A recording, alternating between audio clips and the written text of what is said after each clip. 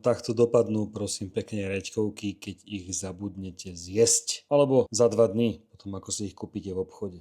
Ale teraz vám ukážem prevratný spôsob, ako im prinavrátiť život. Nemusíte ich vyhodiť a môžete ich zjesť. Reďkovky si očistím. Čistá guma.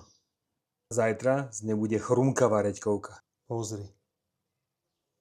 No nie je to škoda vyhodiť. Tieto gumy reďkovky hodím do pohára, zalejem vodou a schovám do chladničky. No a čakám. Zajtra na raňajky budú chrumkavé reďkovky. Vedeli ste o tom? Ja dlho nie. Ale už nejaký ten rok o tom viem. Teraz mi napadlo, že sa s vami o to podelím.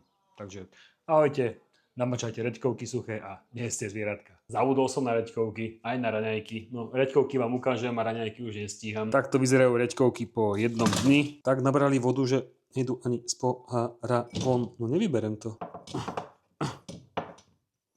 Teraz neviem, ktorá z nich je tá najväčšia guma. Sa mi zdá, že toto je tá najmenšia a najmäkšia. Tvrdá je jak kameň. Táto bola mekučka. A takto jednoducho viete prinavrátiť život zvednutým reďkovkám. Zombie reďkovka. Ešte jeden tip k týmto namáčaným zombie reďkovkám. Ak ich nezjete všetky naraz, tak ich treba zase namočiť a opäť odložiť do chladničky. Lebo vám zvednú znova.